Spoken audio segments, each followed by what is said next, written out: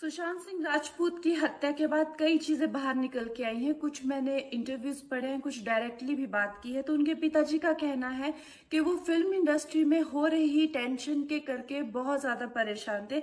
अभिषेक कपूर जिन्होंने उन्हें लॉन्च किया, उनके साथ हाल ही में एक फिल्म की है केदारनाथ। उनका कहना है कि it was a systematic dismantling of a fragile mind. Ankita जो उनकी लॉन्ग टर्म पार्टनर रह चुकी हैं, उनका कहना है कि वो सामाजिक रूप से की गई अपमान और बेइज्जती नहीं सहन कर पाया। तो अब मैं आपको बताऊंगी कि मूवी माफिया ने ना कि सिर्फ उनको बैन किया था, सिस्टमैटिक डिसमेंटलिंग, कैसे कतरा कतरा करके उनका दिमाग तोड़ा गया है, उनको मारा गया है।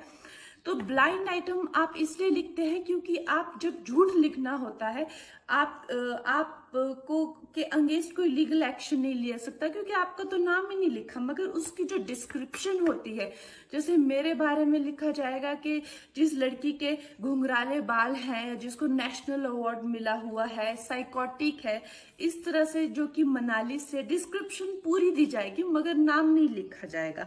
23 अगस्त 2017 को बॉलीवुड लाइव सुशांत के बारे में लिखता है कि वो जब भी सेक्स करता है तो सिर्फ अपने ही गाने सुनता है, वो सबसे बड़ा नार्सिसिस्ट है।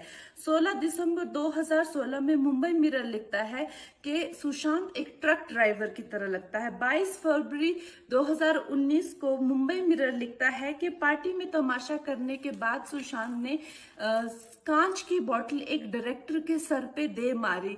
18 अक्टूबर 2018 को डीएनए लिखता है कि सुशांत ने अपनी को एक्टर का रेप किया और वो मीटू के चलते अब जेल जा सकता है। और ऐसी न जाने कितने अनगिनत झूठ। और ये जो बुद्धिजीवी जर्नलिस्ट हैं, ये जो चील कौए गिद्ध हैं जो मूवी माफिया के पाले हुए हैं, ये इसको मेंटल इमोशनल साइकोलॉजिकल लिंचिंग को जर्नलिज्म कहते हैं। मेरे बारे में आज तक जो भी कहा गया मैंने कुछ नहीं कहा, लेकिन जब एक स्वतंत्रता सेनानी के खिलाफ गंदगी लिखी गई, मैंने उस जर्नलिस्ट को कॉन्फ्रंट किया। आपको पता है उसी रात 4 सीनियर जर्नलिस्ट ने मेरे खिलाफ एक गिल्ड बनाई। ऐलान किया गया कि इसकी फिल्म को बैन किया जाए, फ्लॉप किया जाए।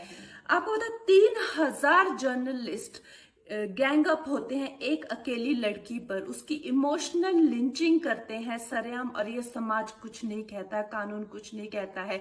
मैंने उन पे केस करने की कोशिश की मगर 1 महीने बाद वो गायब हो गए, मेरी फिल्म रिलीज हुई, गायब हो गए। तो मेरा कहने का मतलब ये है कि अगर ये समाज जिस अन्याय की बुनियाद पर खड़ा है और कभी आवाज नहीं, आप ये पढ़ते हैं, चटकारे लेते हैं, कभी आपने सोचा है कि कभी नेपो किड्स के बारे में ये क्यों नहीं लिखा जाता है? तो ये अन्याय का फंदा किसी दिन आपके बच्चों के गले में लटका मिलेगा, आपके गले में लटका मिलेगा। इसलिए जब तालियां बजेगी और सीटियां बजेगी तब आपको पता चलेगा कि क्या गुजरती होगी।